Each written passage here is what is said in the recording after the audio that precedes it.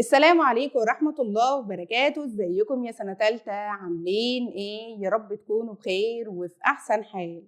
رب اشرح لي صدري ويسر لي امري واحلل عقدة من لساني يفقهوا قولي. اللهم لا سهل الا ما جعلته سهلا وانت تجعل الحزن إن شئت سهلا. بسم الله.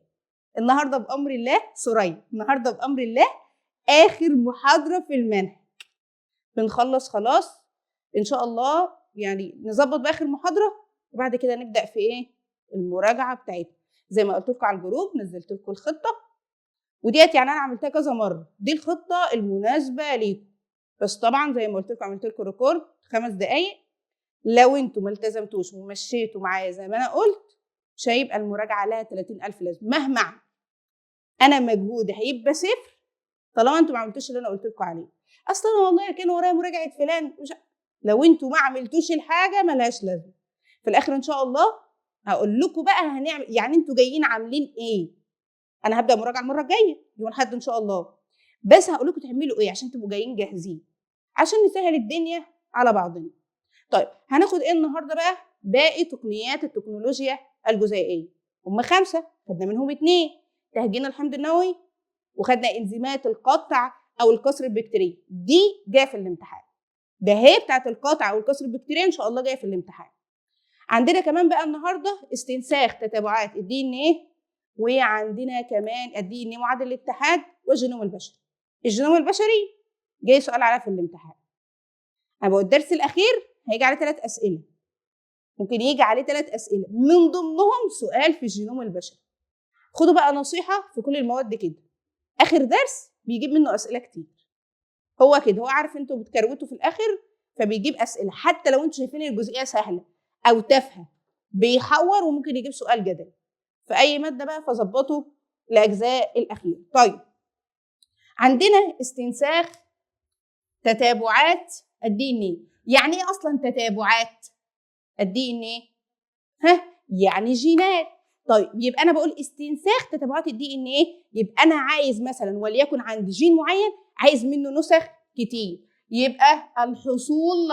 افهموا عشان انتوا لو فهمتوا هترتاحوا، لاني بالذات الدرس الاخير ده كلام نظري ياما، بس انا هقول لكم الحاجات اللعب فين او اللعبه فين، هتلاقوا الموضوع سهل. يبقى الحصول على عده نسخ من جين ايه؟ من جين معين. خلاص كده عرفنا العنوان، عرفنا. طيب دلوقتي انا عايز في الاول ازاي هجيب الجين وبعد كده ابقى اجيب العديد من النسخ. فهمتوا حاجه؟ انا بقول ايه؟ استنساخ تتابعات الدي ان ايه، يعني عايز نسخ كتير من جين معين. انا الاول عايز الطرق اللي انا اجيب بها الجين الاول، وبعد ما احصل على الجين اجيب منه ايه؟ العديد من النسخ. طب هو انا كنت بجيب العديد من النسخ ازاي؟ انا قلتها قبل كده، هعيط والله. العديد من النسخ ازاي؟ يعني مثلا جين هجيب منه نسخ كتير ازاي؟ ايوه اللي هو لما بحطه في البلازميد واحطه في البكتيريا. اي بالظبط، يبقى عن طريق البلازميد، يا اما بتاع البكتيريا يا اما بتاع فطريق خميره، او عن طريق كمان ايه؟ جهاز او استخدام وسائل تكنولوجيه حديثه اللي هو جهاز البي سي ار. كل الحاجات دي هنتكلم عنها بالتفصيل. ده انتوا ليلتكم فل. ما علينا، احنا هنبدا اصلا مراجعه من البيولوجيا ما اشوف اخرتكم. اول حاجه طرق الحصول على الجينات. الاول انا عايز احصل على الجينات، هحصل عليها ازاي؟ قال لك فصل الدي ان ايه من المحتوى الجيني للخليه، او عن طريق استخدام الام ار ان ايه. طب واحده واحده. الطريقه الاولانيه دي قال لك فصل الدي ان ايه من المحتوى الجيني للايه؟ للخليه. اقدر اقول دي طريقه مباشره ولكن اكثر تعقيدا واقل ايه؟ واقل دقه. قلت له انا فهمتها اصلا عشان تقولي الكلام ده. هي الفكره كلها ان انا بعمل ايه؟ فصل الدي ان ايه من المحتوى الجيني ازاي؟ هو طبعا قال لك كده وخلاص بس ما وضحش الحاجات عندك، بس فيما معناه اجيب مثلا عده خلايا من الكائن اللي انا عايز ايه منه جين معين، واحط هنا عده خلايا واستخدم وليكن في تقنيات كتير، من ضمنها استخدم مثلا الايثانول المجمد، فبالتالي يطلع لي الايه؟ الجينات، او يطلع لي الدي ان ايه. الدي ان ايه بعد كده استخدم ايه؟ انزيم القصر، صح؟ وخلي بالنا، هل استخدم يعني انزيم قصر لاي جين انا عايزه؟ لا، ده في هنا تخصص، يعني لكل جين انزيم قصر خاص به، في تخصص. اخد انزيم القصر خاص بالجين اللي انا عايزه، فهيفصل لي الجين، فبقى عندي الجين. بعد كده بقى هنشوف الطرق اللي احنا من خلالها نحصل على العديد من النسخ من الجين اللي انا اخدته ده. الكلام ده صعب؟ لا، قال لك ان الطريقه دي مباشره ولكنها اكثر تعقيدا واقل دقه. نركز في كل كلمه في كتاب المدرسه، بعمل لكم فيديوهات بكتاب المدرسه، لان في حاجات ما بين السطور انتوا ما بتاخدوش بالكم منها. طيب، استخدام بقى الام ار ان اللي هو الماسنجر، قال لك ده الطريقه الافضل، وطبعا عكس الخصائص دي، يعني طريقه غير مباشره ولكنها اقل تعقيدا واكثر واكثر دقه. طيب، وانا هنا استخدمت يا اولاد؟ استخدمت هنا انزيم القصر. طيب تعالوا بقى نشوف ده هنعمله ازاي. قال لك اصلا لما تيجي تعزل عزل الماسنجر، هروح اعزله من اي حته بذمتكم؟ تفاعلوا معايا كده، خلونا اخش في المود. لا، امال اعزله منين؟ من الخلايا اللي بيكون فيها الجين نشط. يعني مثلا انا عايز جين الانسولين، ما هو موجود في كل الخلايا، بس اروح اعزله منين؟ الماسنجر بتاعه منين؟ من الخلايا اللي نشط فيها، اللي هي خلايا بيتا والبنكرياس. طيب، عايز مثلا جين الجلوكاجون، اروح افصل الماسنجر بتاعه منين؟ من خلايا الفا. طيب، عايز مثلا جين خاص بالبيبسايد، اجيبه منين؟ من المعده، من بطانه المعده. عايز مثلا التريبسين، يبقى من بطانه الاثنى عشر. عايز مثلا جين الهيموجلوبين، يبقى اجيبه منين؟ من الخلايا المولده لكريات الدم الحمراء الموجوده في نخاع العظام الاحمر، وهكذا. طب ليه بقى؟ يبقى انا بعزله من من الخلايا اللي الجين بيكون نشط فيها. طب ليه؟ مش معنى قال لك علشان بيبقى فيها ام ار ان بكميات بكميات كتيره، اللي هي اللازمه للتعبير عن عن البروتينات. يعني انا مثلا دلوقتي عايز جين الانسولين، اروح اجيبه من خليه جلد؟ هو اصلا نشط هناك؟ لا، الخلايا اللي بتنتجه اللي هي خلايا بيتا بالبنكرياس، وهكذا. صعب ده؟ نركز بقى. ادي الام ار ان اهو، ادي 5، ادي 3. اول حاجه بيبقى الاي يو جي، اي حاجه هنا بقى، ماشي. طبعا انا ما وصلتش لكودون الوقف، احنا بس هناخد كمثال. اعمل بقى يا ولاد علشان تحصل من الام ار ان على شريط دي ان هتستخدم انزيم يسمى انزيم النسخ العكسي. انزيم النسخ العكسي. طب هو موجود فين؟ شفرته موجوده في الفيروسات اللي محتواها الوراثي ار ان زي شلل الاطفال، فيروس كورونا، الايدز، الانفلونزا، الحصبه، لسه هنتكلم عنه. طيب، انزيم النسخ العكسي، من خلال استخدامه هجيب من الماسنجر شريط دي ان قولوا بقى معايا كده. ادي اهو، هيبقى 3، هيبقى 5. هنا هيبقى قصادها التي، يو هيبقى قصادها سي، وهنا جي جي جي سي سي سي. حلو كده. اجي استخدم بقى ما هو الجين بيبقى قطعه من الدي ان فانا عايزه اجيب الشريط الثاني المكمل ليه، فاستخدم انزيم بلمره الدي ان انزيم بلمره مين؟ الدي ان طيب ماشي اهو، ده كام؟ يبقى هنا بس تي قصادها قصادها تي، جي سي سي سي جي جي جي. فهمتوا كده؟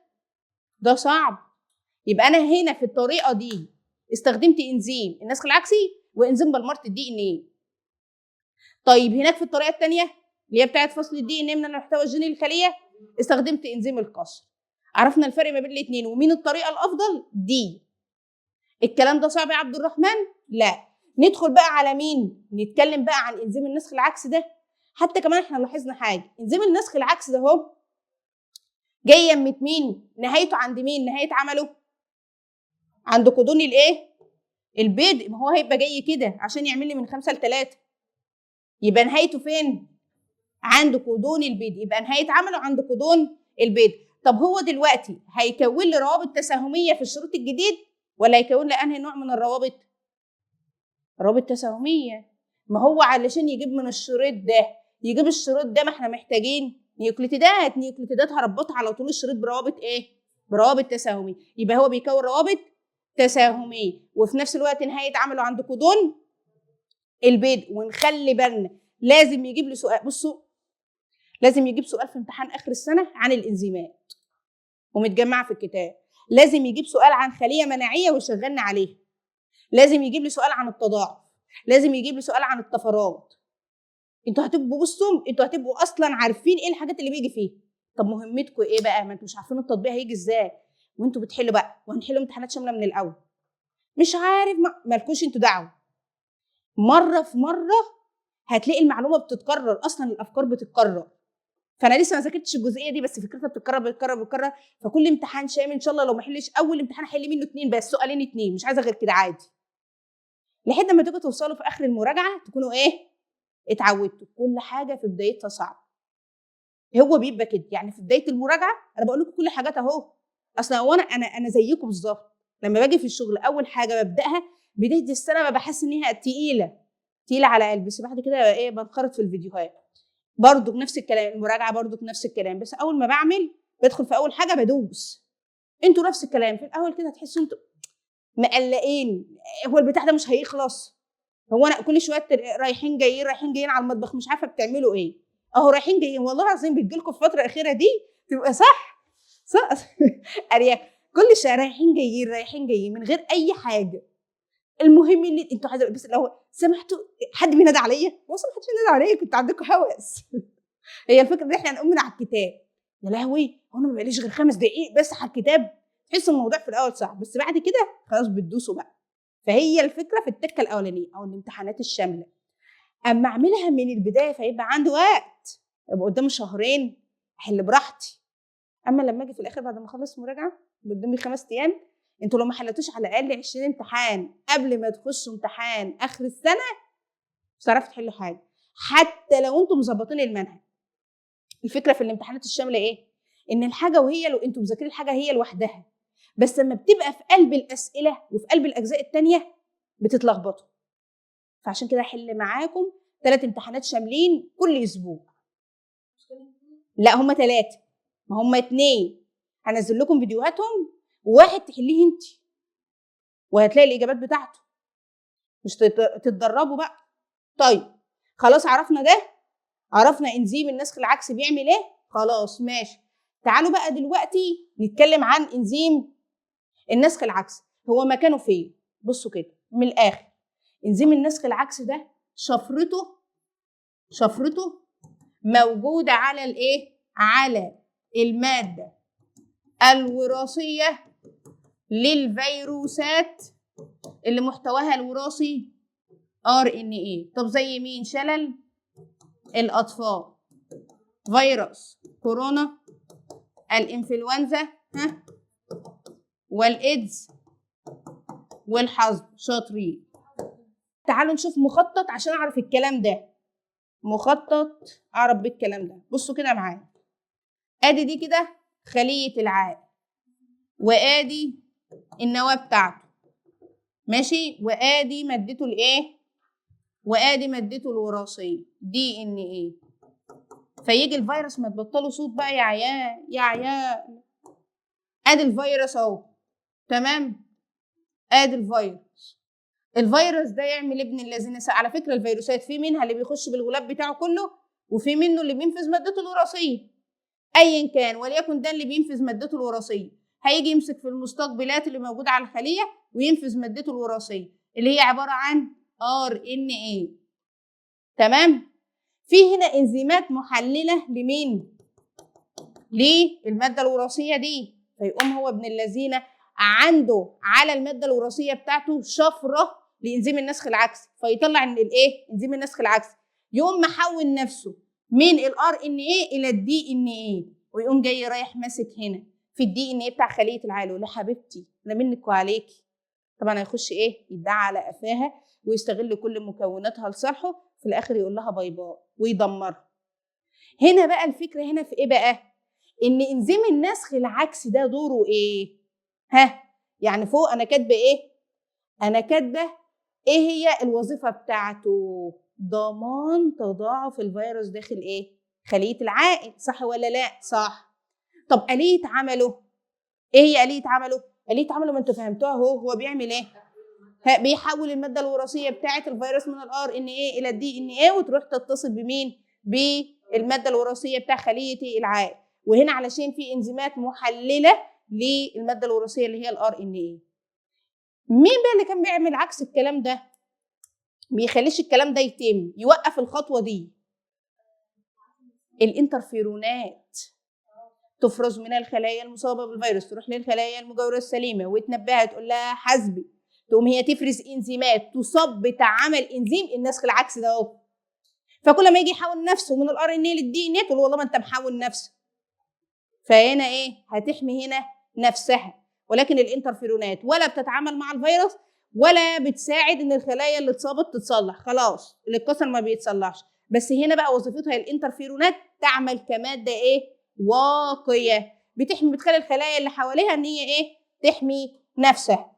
يبقى اذا هنا اقدر اقول ان انزيم النسخ العكسي مكان وجوده فين يا اولاد؟ ها، الشفره بتاعته موجوده على الماده الوراثيه بتاعت الفيروسات اللي محتواها الوراثي ار ان ايه. طيب وظيفته ايه بقى؟ ها، ضمان.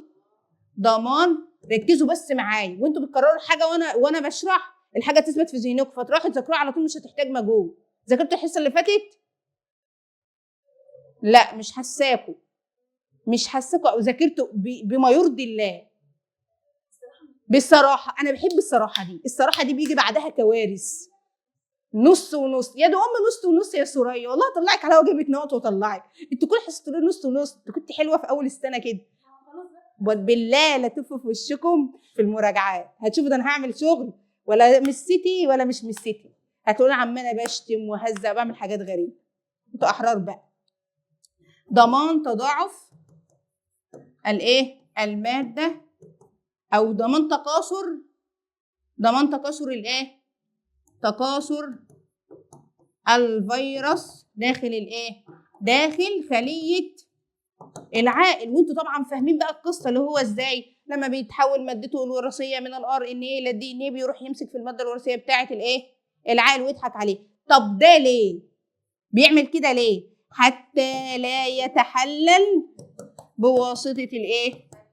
الانزيمات المحلله الموجوده بالسيتوبلازم. ماشي؟ الموجوده بسيتوبلازم الايه؟ خليه العائل. انتوا بقى فهمتوا المعنى في كرش الشعر. ماشي؟ عرفتوا الآلية بتاعته ازاي؟ ها؟ ان هو بيعمل ايه؟ بيحول نفسه، ها، هو ار ان ايه بيحوله الى دي ان ايه ويروح يرتبط بمين؟ بخليه العائل. ماشي؟ كلام زي الفل ما فيهوش حاجه اهو، سهل. طرق الاستنساخ، ما انا دلوقتي بقى عندي الدي ان ايه، صح؟ جبت منه الجين، انا بقى عندي الجين اهو، عايز منه العديد من النسخ. عندي طريقتين، هما مش طريقتين، هما 3، بس هو اللي اتشرح في الكتاب طريقتين. استنوا بس كده، هو قال لك ايه طرق استنساخ تطبيقات الدي ان ايه؟ استخدام البلازميد، وقام قايل لك بين قوسين الفاج، بس شرح دي وساب دي. ماشي؟ طيب، او استخدام جهاز البي سي ار اللي هو ايه؟ بوسائل تكنولوجيه حديثه. ماشي. تعالى الاول على مين؟ على البلازميد اهو، اللي هو بتاع مين او مين؟ بتاع فطر الخميره او بتاع البكتيريا. بنعمل ايه بقى؟ قال لك بيتم معامله البكتيريا بايه؟ بيتم معاملتها علشان يبقى في زياده في نفاذيه الدي ان ايه، هي حته ما بين السطور. طيب بلاش ركزوا معايا، انا اخدت دلوقتي جبت الجين، هبدا بده الاول. جبت الجين ده عملته بانزيم القصر، تمام؟ ليه؟ عشان يدينا اطراف لاصقه. اجي عامل البلازميد، اجيبه من البكتيريا او اجيبه من فطر الخميره وعامله بنفس الانزيم ولا انزيم تاني؟ بانزيم تاني. لا، ايوه متخصص. ما انا اقول لك اللي انا عملته بده انزيم الكسر اللي انا استخدمته هنا استخدمه هنا ليه؟ عشان يبقى يديني اطراف لاصقه تندمج مع بعض. دي سؤال امتحان، دي سؤال امتحان. ده كان سؤال قبل كده، لو ده عملته بانزيم الكسر وده عملته بانزيم تاني خالص ينفع مع بعضيهم؟ لا، مش هيبقى فيه ايه؟ مش هيبقى فيه الاطراف اللاصقه اللي هي هتبقى ايه؟ متكامله، مش هتبقى موجوده. فده عامله بانزيم الكسر، ده هتعامله بنفس انزيم الكسر عشان الاطراف اللاصقه بتاعت ده تندمج مع ده، وبعد كده استخدم انزيم الربط. يبقى هنا استخدمت كام انزيم كسر؟ 2، ولكن نوع. انا بقول افكار اهي، سبحان الله، هي الافكار دي بتيجي في الامتحان. استخدمت كام انزيم؟ 3، 2 كسر 1 ربط. كام نوع؟ 2، 1 كسر 1 ايه؟ 1 ربط. فهمتوا؟ طيب، في فرق ما بين النوع والعدد. خلاص ربطوا. قام قايل لي كده بقى هنا بقى هيتم ايه؟ بعد عشان ادخل بقى البلازميد جوه، قام قايل لك ايه؟ يتم بعد معاملتها. يعني ايه بعد معاملتها؟ قال لك لزياده نفاذيه الدي ان ايه. هو ما وضحش الكلام ده، بس كلمه بعد معاملتها دي يعني انا علشان اطلع اصلا البلازميد عشان اطلع البلازميد مثلا عاملها بطرق كتير، في طرق كتير بس هو ما قالهاش. بس مثلا بالحراره، استخدم مركبات. طب ليه بقى؟ يعني ايه بعد معاملتها؟ علشان زياده نفاذيه الدي ان ايه، اعرف اشيل منها البلازميد واعرف ادخله. فهمتوا حاجه؟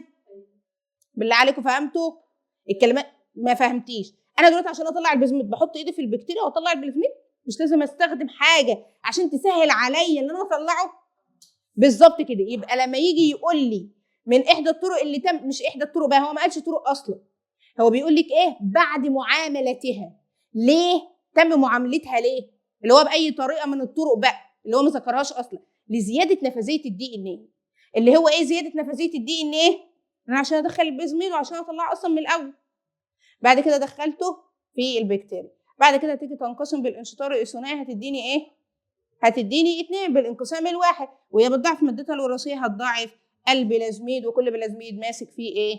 ماسك فيه جين، وهكذا تقعد تتكاثر وهكذا. فيبقى عندي بلازميدات كتير فيها ايه؟ كل بلازميد فيه جين. اعمل ايه؟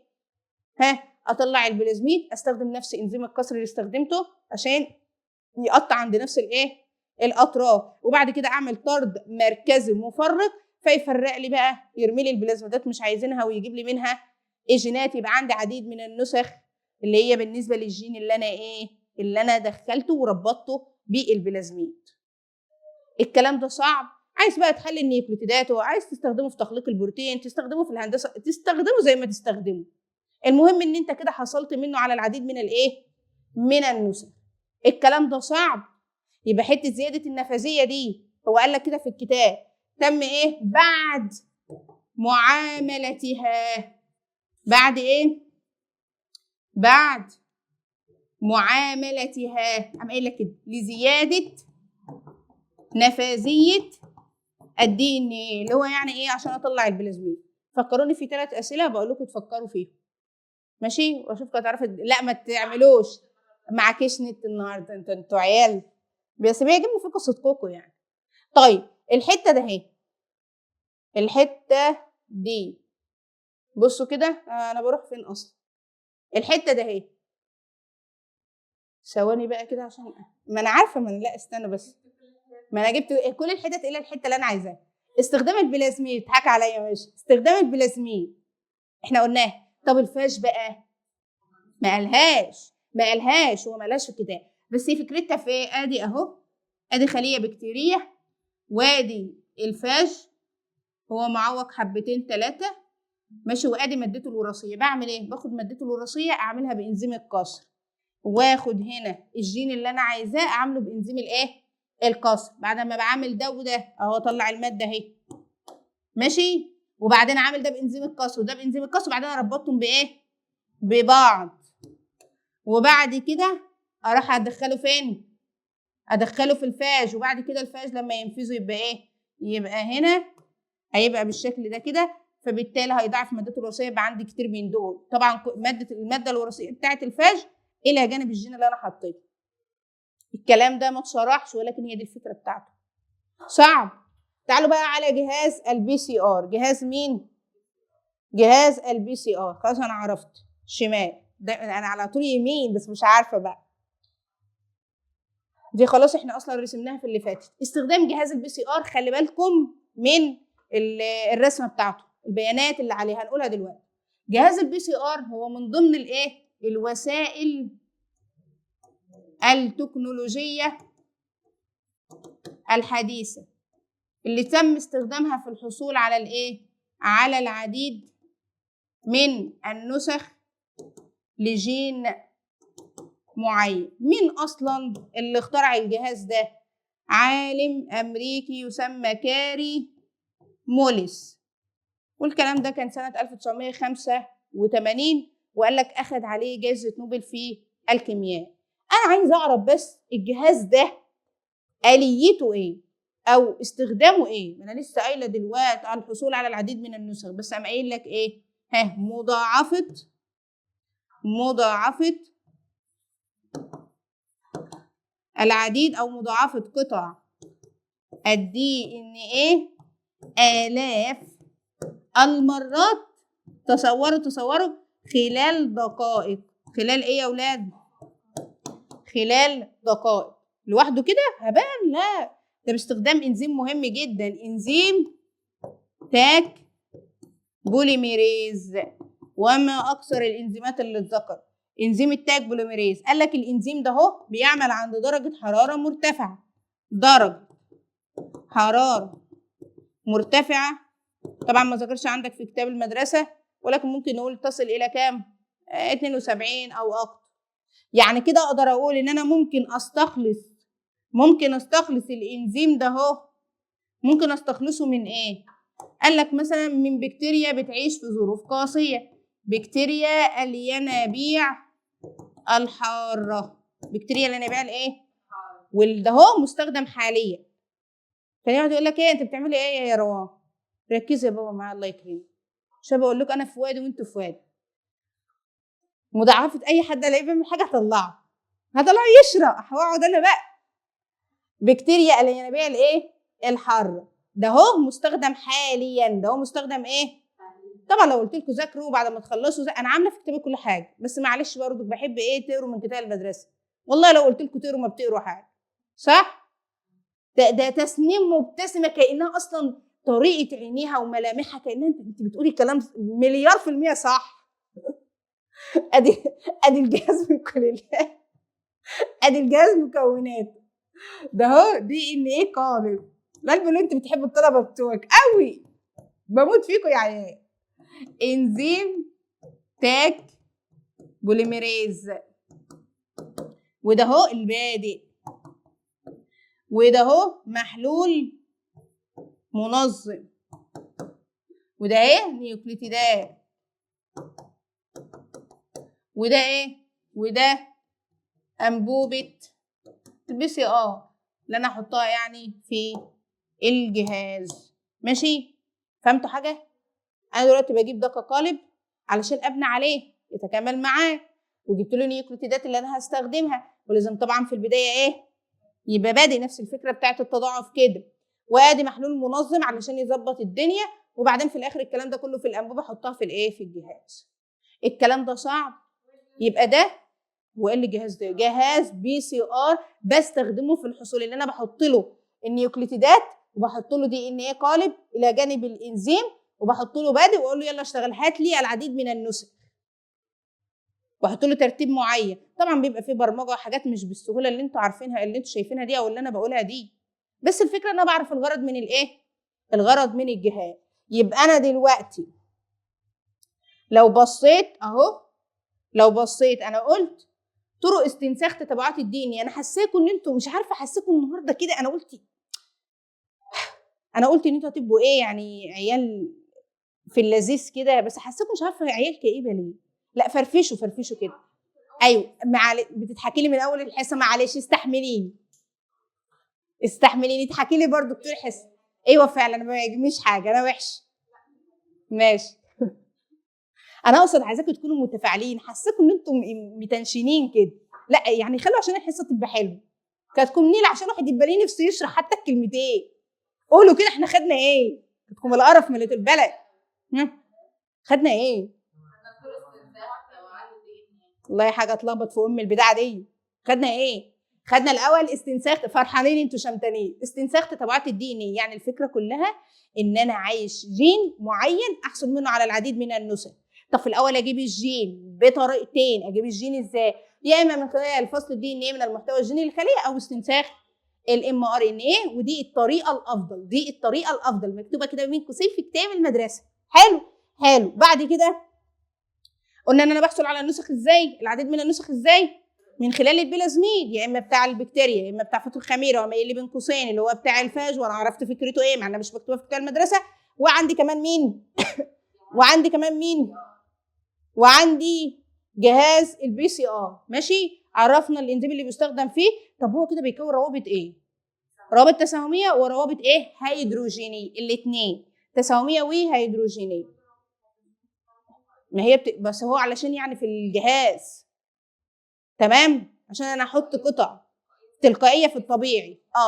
تلقائيه في الطبيعي. طيب كنت هقول ايه كمان؟ خلاص احنا عرفنا دي. ده كده اسمه ايه؟ ادخال بلازميد معادل للاتحاد. ليه؟ لانه دلوقتي هنعرف كمان شويه ان الدي ان ايه معادل للاتحاد ده ادخال جزيء من الدي ان ايه الكائن لكائن تاني او لخلايا كائن تاني. ماشي، كلام زي الفل. احنا خلصنا اصلا الكلام ده وظبطناه. نيجي اهو الدي ان ايه معادل للاتحاد، واحنا يعني هنبدا فيه. الدي ان ايه معادل للاتحاد، وطبعا انزيم النسخ العكسي شفرته فين واليته ايه والليله دي كلها. تعالوا نتكلم عن الدي ان ايه معاد الاتحاد. ده ادخال جزء من الدي ان ايه لكائن حي لخلايا كائن حي اخر. ركزوا معايا عشان ما يفلتش مني ولا فكره. ماشي.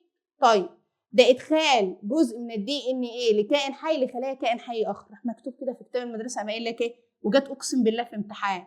قام قايل لك ايه؟ يتم ادخال بعض او العديد من النسخ، العديد من نسخ جينات طبيعيه، العديد من نسخ لجينات طبيعيه. فين بقى؟ في لبعض الافراد المصابه بايه بقى؟ بعض جيناتهم بالعطب. يعني بالعض بايظه، عندي جينات بايظه، الشخص عنده جينات بايظه، فنعمل ايه؟ ندخل له جينات، مكتوب كل حاجه، ركزي بس معايا. يتم ادخال العديد من النسخ لجينات طبيعيه. لمين؟ لبعض الافراد اللي هم مصابين، الجينات بتاعتهم مصابه بالعضب. والله جايه كده في كتاب في الامتحان قبل كده. العضب ديت يعني ايه؟ متعطله بايظه، فنبدلها بجينات تانية. انتوا عارفين ده ليه؟ عشان نعفي الناس دي من هي تفضل تاخد العلاج بايه؟ باستمرار. وده كده بيعالج لي الخلل الوراثي. بيعالج لي ايه؟ الخلل الوراثي. الكلام ده في حاجه صعبه، مع ان الكثيرين بيقولك بيعترضوا البحث المستمر في المجال ده. هو ليه بقى؟ لان ايه؟ خرابي رابي. هنعرف مخاطر الدي ان ايه معادل للاتحاد. لا، مخاطر الدي ان ايه معادل للاتحاد الحرب البيولوجيه هبقى اقول لكم في الاخر. ماشي. المهم ان انتوا عرفتوا النقطه دي. اهميته ايه؟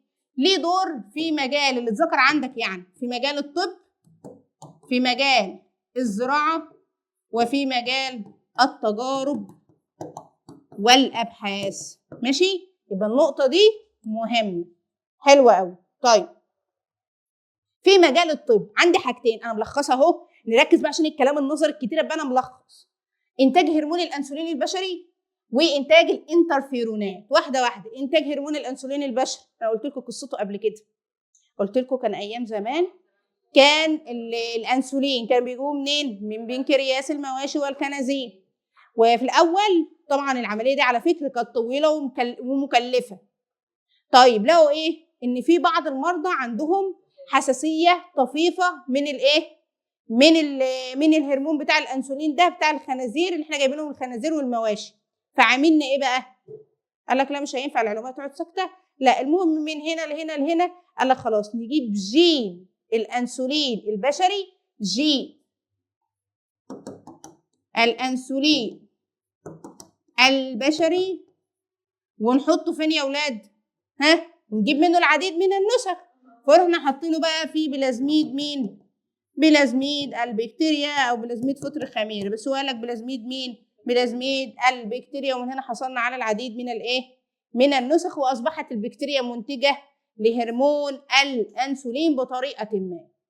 هنا العمليه مكلفه، هنا العمليه مكلفه، ولكن قال لك يعني على امل بعد كده لما يتم تحسين طرق انتاجه التكلفه تقل تقل شويه.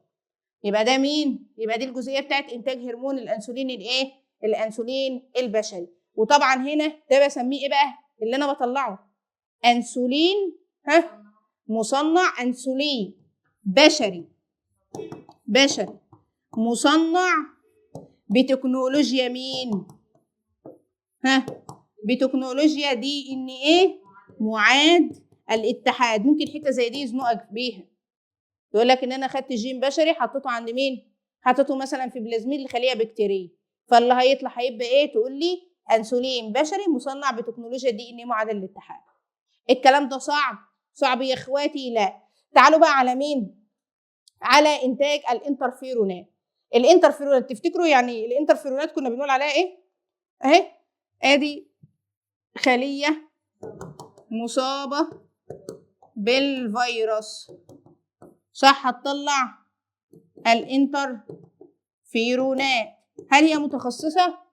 لا، اي فيروس، اي خليه متصابه بالفيروس هتروح تحفز الخلايا المجاوره السليمه، الخلايا المجاوره السليمه، وتقول لها وتحفزها هي اللي هتفرز انزيمات تثبط، يعني تعطل انزيم النسخ العكسي، انزيم النسخ العكسي للحمض النووي للفيروس اللي محتواه الوراثي RNA.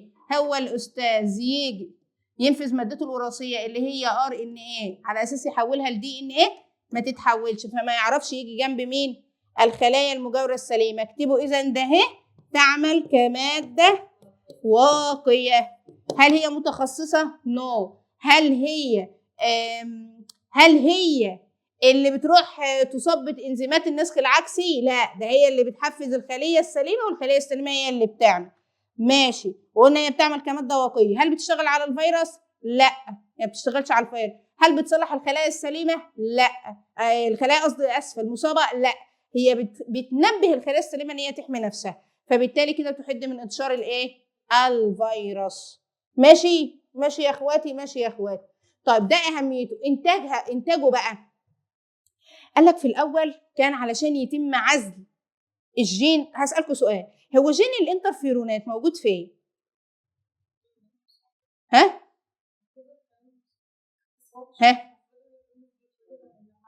ايوه بالظبط. يعني فيما معناه مش بيتوجد، لا بلاش كلمه مش بيتوجد، انت قلت جزء صح وجزء غلط. هو المفروض يكون موجود عندي بس متعطل. امتى بينشط بقى؟ لما الخلايا بتتصاب.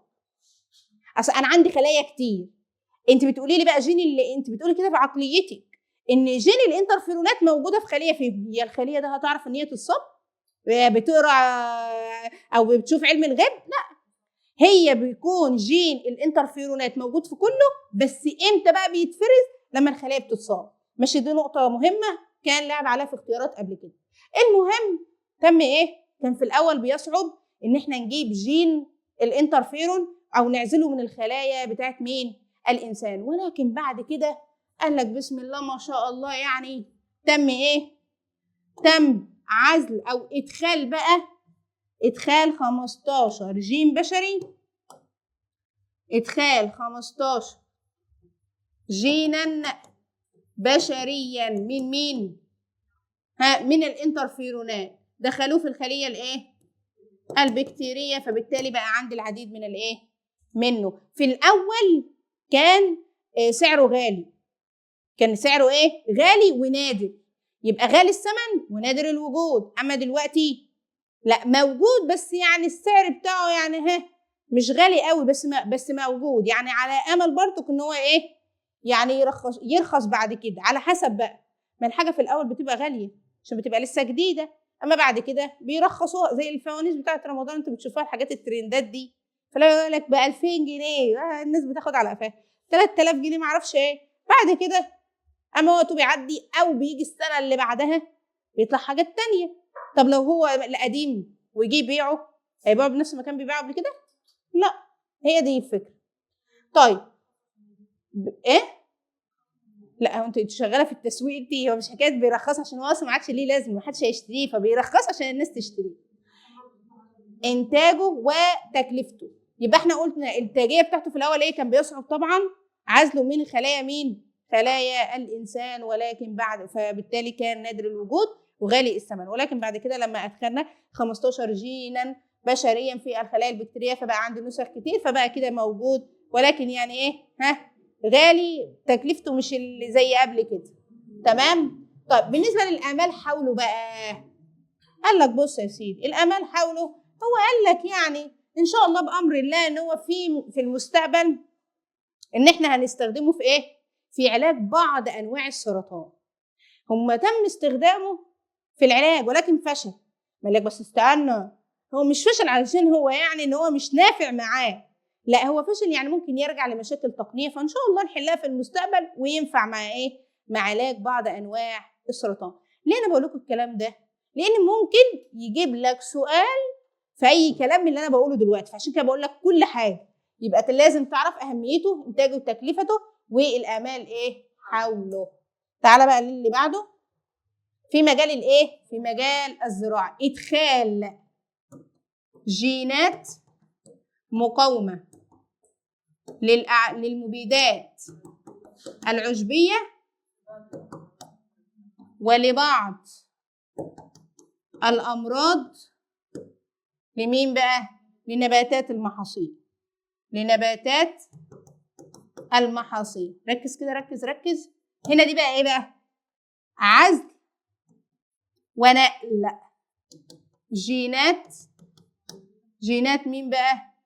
الجينات الموجودة في جذور النباتات البقولية، في جذور النباتات البقولية اللي بتخليها ايه؟ تستضيف. اللي بيخليها ايه يا ولاد؟ تستضيف مين؟ البكتيريا العقدية المثبتة للنيتروجين. ماشي، واحدة واحدة.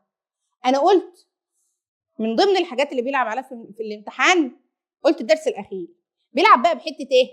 عزل، إدخال، زرع. أصل الكلام الكلمة، الفعل لو غيره مش هتبقى تبع الحاجة دي. نفهم بالله عليكم. يعني هتبقى نفس جايب لك نفس الجملة بس يغير لك كلمة معينة، فالمعنى بتاعها يختلف، ما تبقاش هي دي الإجابة. فالعيل مبصمة، العيل قاري كده الحتة الفلانية تبقى تبع كذا، الحتة مش عارف تبقى، لا هو يقوم جايب لك نفس الحتة بس مغير كلمة فتبقاش هي الإجابة، يبقى بيضحك عليك. فنخلي بالنا هنا ادخال جينات، ابقى فاهم ادخال جينات مقاومة للمبيدات العشبية ولا بعض الأمراض الايه؟ لنباتات المحاصيل. الفكرة هنا ايه؟ قال لك ده لسه يعني ان شاء الله الباحثون الزراعيون يتمكنون في المستقبل. هيتمكنوا يعملوا ايه؟ ان هم يجيبوا جينات يدخلوها في النبات ويخلي النبات ده يبقى مقاوم للمبيدات العشبيه، وهنا في نفس الوقت يكون مقاوم لبعض الامراض اللي بتكون مسببه لنباتات المحاصيل. ده ان شاء الله في المستقبل. طب وده عزل ونقل الجينات موجود. عارفين انتوا النباتات البقوليه يا اولاد؟ نباتات ايوه، معلش انا جاهله، انا اللي مش عارفه، زي مثلا الفول، العدس، الحاجات دي. فبيبقى على الجذور بتاعتها بكتيريا ايه؟ بكتيريا عقديه. بكتيريا ايه؟ عقديه. انتوا عايزين تقولوا دلوقتي لو قعدنا ساكتين مش عاجبها، اتكلمنا وقعدنا نفرك ونعمل مش عاجبها، تهبلنا الست دي ولا ايه؟ اوعوا تكونوا بتقولوا كده ابدا. والله العظيم المعنى في كرش الشاعر. عندي البكتيريا العقديه. مش البكتيريا العقديه دي موجوده على الجذور بتاعت النباتات البقوليه علشان تثبت النيتروجين ليها، فهي تستخدم النيتروجين في مين؟ في بناء البروتين اللي هي محتاجاه، وفي نفس الوقت تفيد واستفيد. اديني سندوتش لانشون اديك سندوتش جبنه. ايه اديك الشنطه. سبحان الله، الواد ده اتشهر. انا على فكره اول واحده كنت شفته الواد اصلا مبتسم، مامته منفعله، مامته منفعله. شفتوا متابعين انتوا الترندات؟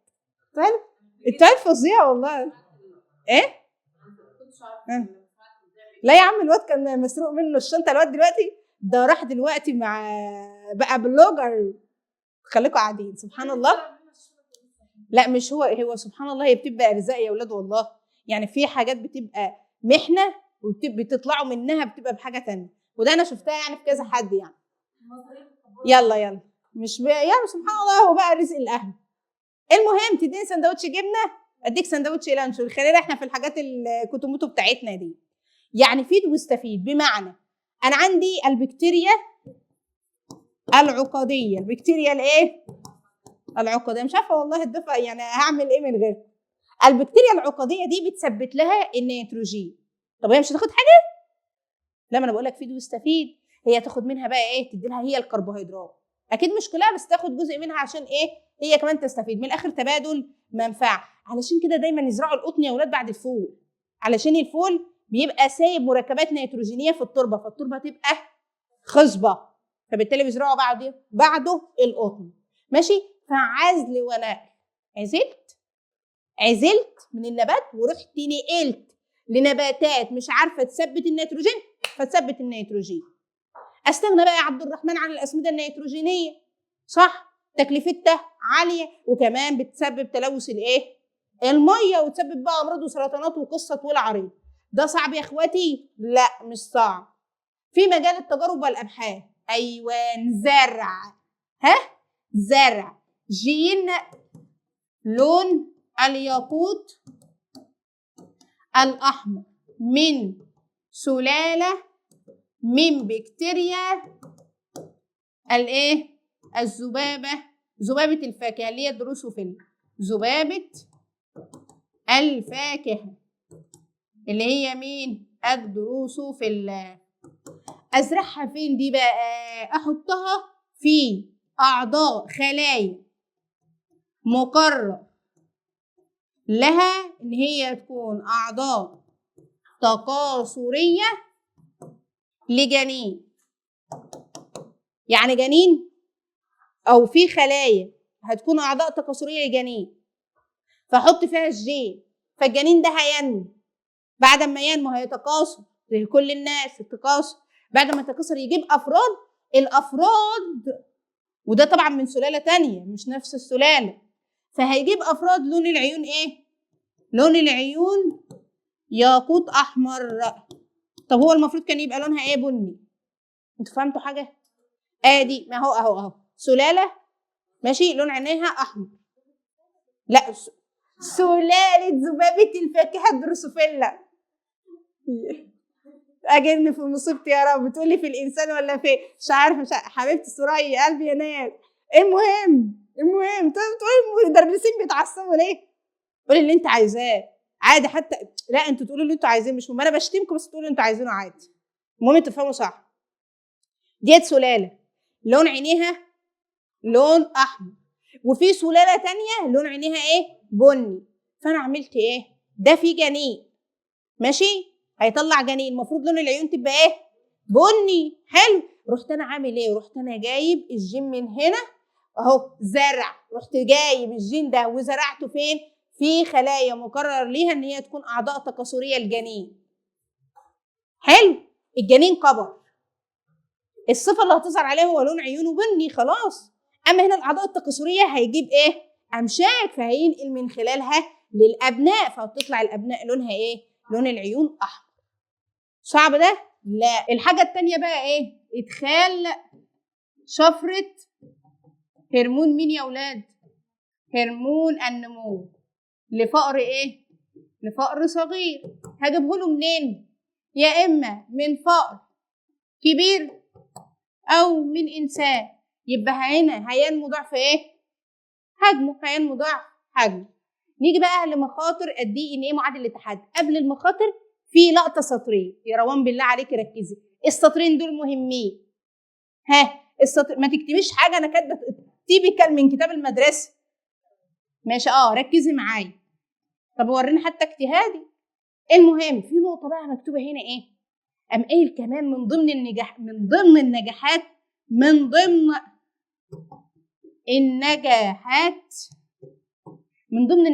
ايه يا ولاد؟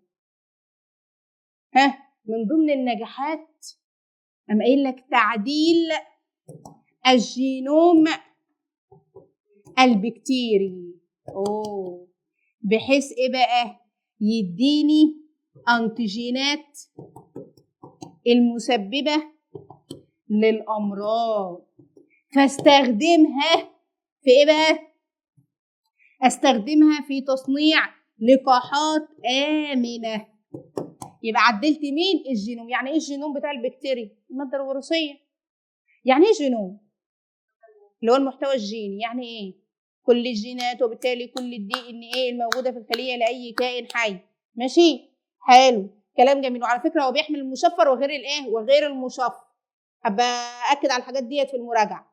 يبقى من ضمن النجاحات اللي برضو تم تحقيقها بالنسبة للمجال ده تعديل الجينوم البكتيري، مش الجينوم الفيروسي ولا مش عارف ايه، لا البكتيري. واداني وهنا عشان يدينا انتيجينات اللي هي مسببات الامراض، فاستخدمها في تصنيع لقاحات امنه. يعني ايه اللقاح اصلا؟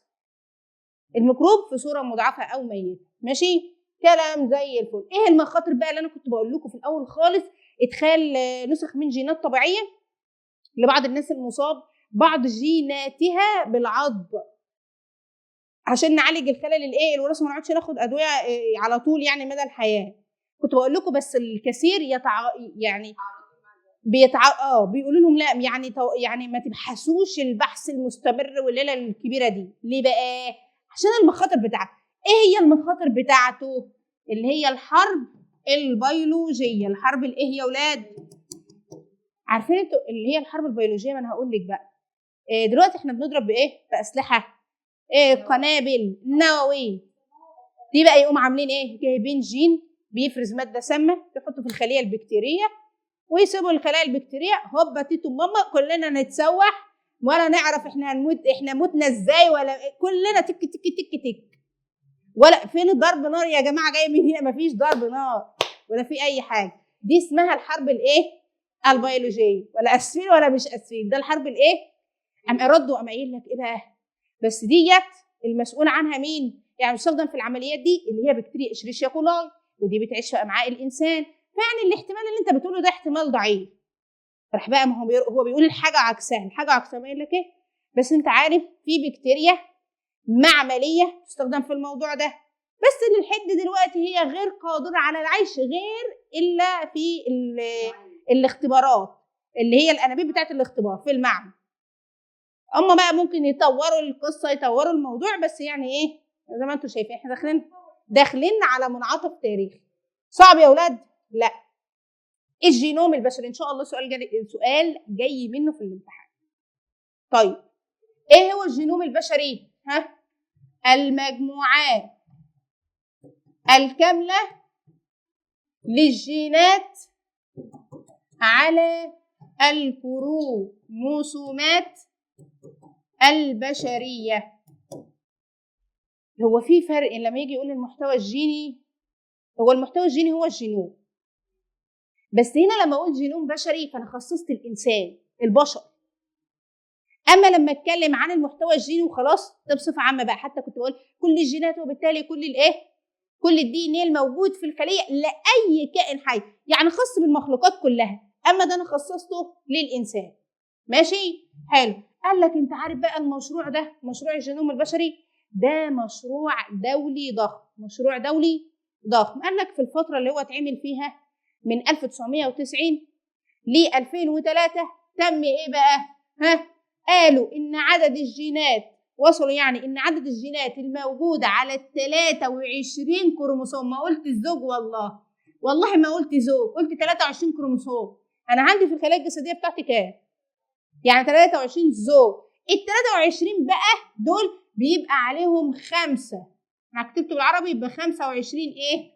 ألف جين. دول اللي توصلوا ليه 25,000 ايه؟ 25,000 جين. وكمان المشروع ده من ضمن حاجاته ان هو كان بيدرس، او هو اصلا كان معمول بهدف دراسه تتابع الجينات اللي موجوده على الايه؟ على الكروموسومات بتاعت الانسان. ده مش كده وبس، ده كمان تتابع النيوكليوتيدات بتاعت هذه الجينات. يبقى بيدرس الجينات وبيدرس تتابع النيوكليوتيدات بتاعت هذه الجينات. طيب استخداماته ايه؟ وفكرونا اقول لكم على الطرز الكروموسومي استخداماته ايه؟ اول حاجه الكشف. تقول ايه؟ معرفه الجينات، معرفه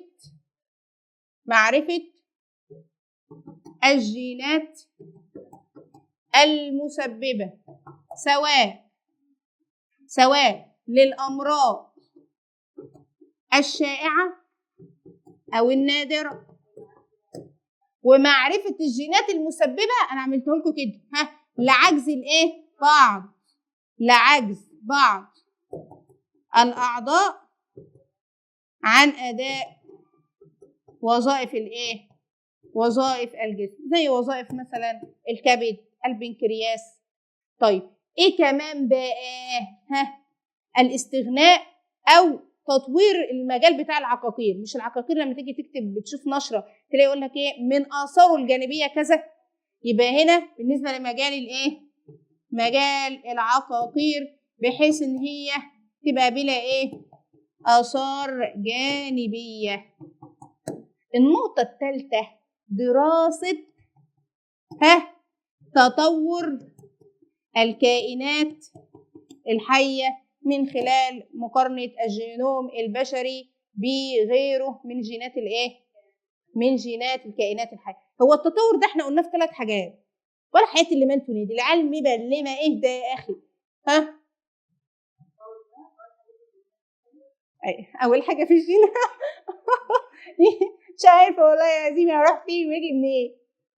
طب والله العظيم اللي هيقولوا يبقى شاطر. 3 اللي تتشكوا.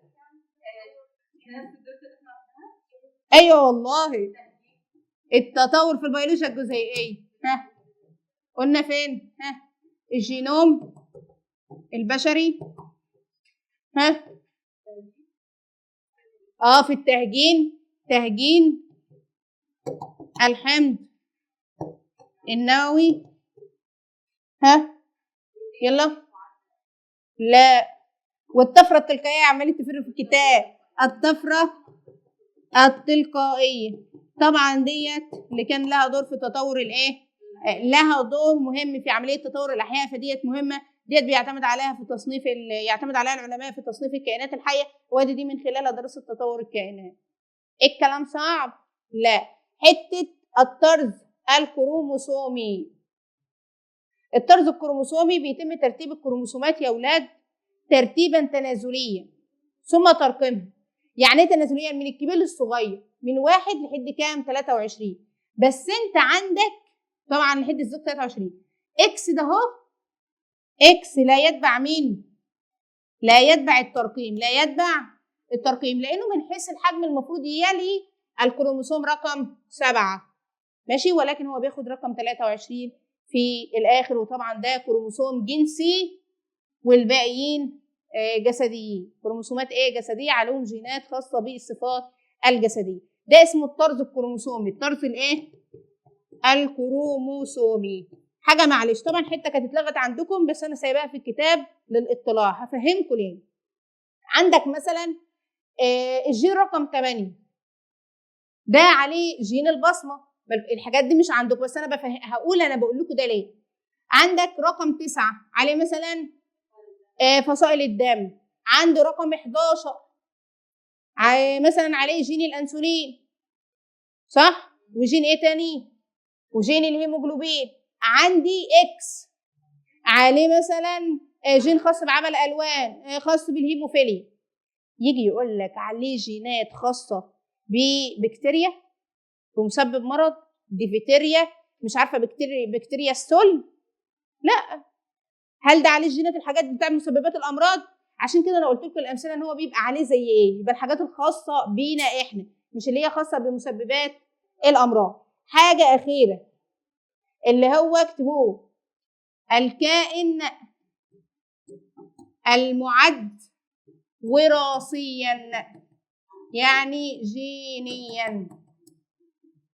الجي ام او اختصاره الجي ام ايه؟ الجي ام او، الكائن المعد وراثيا. يعني ايه الكائن المعد وراثيا؟ ها، المعدل قصدي، المعدل.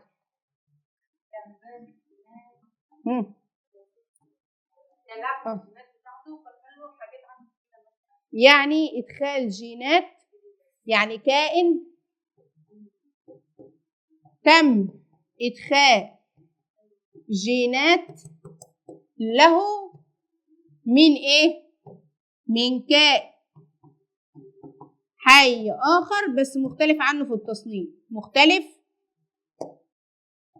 مختلف عنه في التصنيف.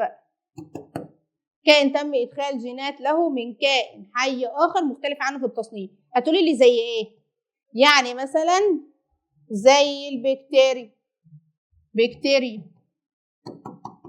لما اربط في البلازميد بتاعها جين الانسولين البشري، مش ده تصنيف وده تصنيف تاني؟ طب لو قال لي من بكتيريا فار وفار، انسان وانسان، يبقى لا.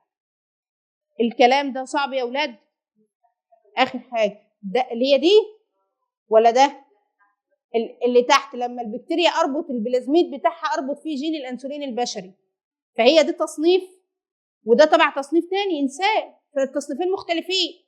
فانا لما ادخل جين من كائن لكائن تاني مختلف عنه في التصنيف، فده كده يبقى اسمه كائن معدل وراثيا يعني جيني. مثلا يبقى مختلفين في التصنيف. اما لو من انسان لانسان، من فار لفار، من بكتيريا لبكتيريا، لا. تمام. طيب ماشي اعمل خلاص. بصوا بقى، عندي يا ست خلاص تسهلين، ده احنا بس بنجمع في الليله كده، بجيب الانزيم وانا غلطاني انزيم بالمر. انا بحب اتعب نفسي اقسم بالله، بس مش مهم عشان انا ببقى مرتاحه نفسيا. بس انزيم هتقولي ان شاء الله عندك مرتاحتي نفسيا، احنا هنعمل ده كله ليه؟ انا ماليش دعوه. انزيم بالمرت الار ان ايه، بنعمل بيه ايه؟ نسخ. بنعمل بيه النسخ، صح؟ سواء بقى اي نوع بقى، ام ار ان اي، تي ار ان اي، ار ان اي. طب كيفيه عمله؟ بيكون روابط، تكون روابط تساهميه. هيدروجين يعمل ايه؟ انزيمات القص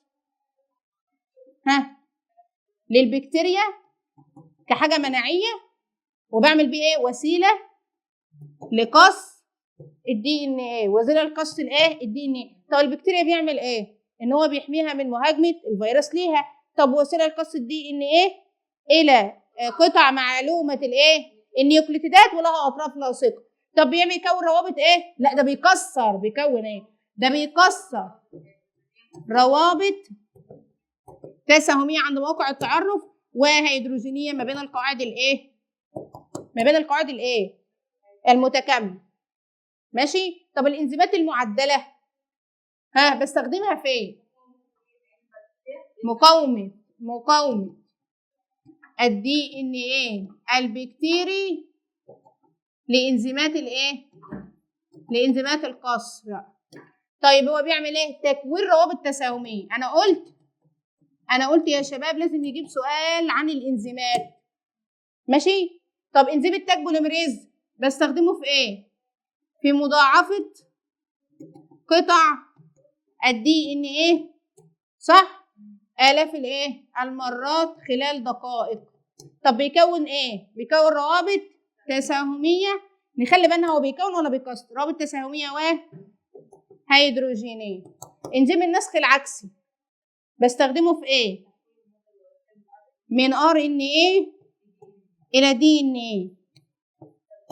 ماشي. حلو. طب هو بيعمل ايه؟ بيكون روابط تساهميه. بيكون روابط ايه يا اولاد؟ بيكون روابط تساهميه. في حاجه انا حاسه ان كانت في حاجه هنا لها دورين. انزيمات معدله عملناها، مش عارفه انزيمات تاج بوليمريز هو ايه؟ ايوان ده فين النسخ؟ ايوان، ما هو ده اللي انا بتكلم فيه. في واحد بستخدمه في الايه؟ في الهندسه الوراثيه. بعمل ايه في الهندسه الوراثيه بيه؟ بعمل ايه؟ ماشي، ما ده اللي احنا عملناه اصلا من الار ان ال دي. ده بقى بتاع الفيروس، مضاعفه الفيروس والهندسه الوراثيه. انا اصلا عملت ده مضاعفه بتاع الهندسه الوراثيه، ده هندسه اصلا كان في دماغي هندسه وراثيه، ومضاعفه الايه، ومضاعفه الايه، الفيروس. ماشي يا اولاد، احنا كده خلصنا ده. 3 اسئله بقى، اخر حاجه، اخر حاجه وخلاص، اخر حاجه اسالكم 3 اسئله. لما اجي اقول هو انا ليه بستخدم البلازميد في الهندسه الوراثيه، ما بستخدمش الدي ان بتاع البكتيريا ليه؟ فكروا. ماليش دعوه بقى.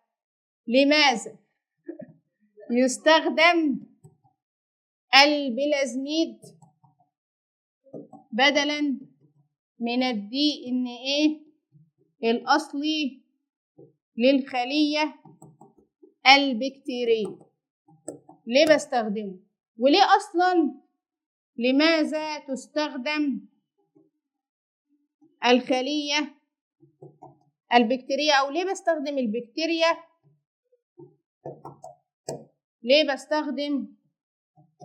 بستخدم البكتيريا في الحته اللي هي بتاعت ايه، اللي انا عايزه احصل على العديد من النسخ، في الحصول باستخدام طبعا البلازميد بتاعها في الحصول على العديد من الايه، من النسخ.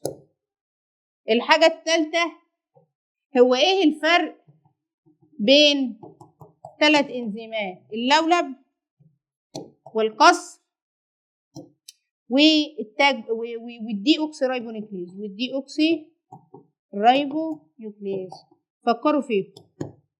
ماشي، صوروهم بقى بسرعه عشان انا هعمل الخاتمه بتاعتنا وبعدين تقولوا لي بقى.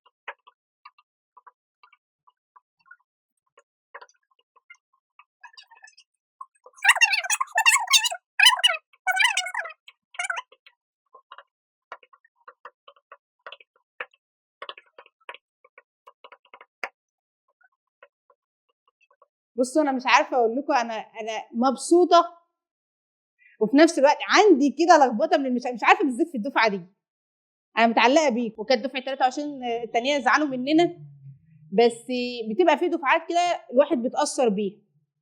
فيعني الواحد مش عارف، يعني من اول ما بدانا خالص دعاء وحركه والله العظيم كنت بقعد اقول ياه امتى اخش في التكاثر بقى، فصل التكاثر فصل كبير محتاج مجهود. طب امتى بقى ادخل في البيولوجيا الجزيئيه؟ طب فصل الصخور عشان الحته بتاعت الصخور الناريه دي في اجزاء بتكون محتاجه مجهود مني، فانا ببقى عايزه اخلصها والطالب يكون فاهمها.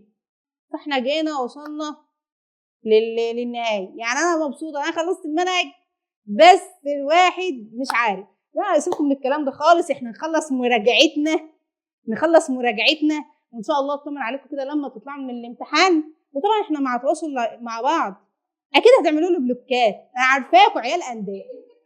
لا لا لا لا لا، ما بعملش بلوكات، لا انا بعمل ممكن ما اردش، بس والله بيبقى غصب عني مش عشان انا ما بحبكوش.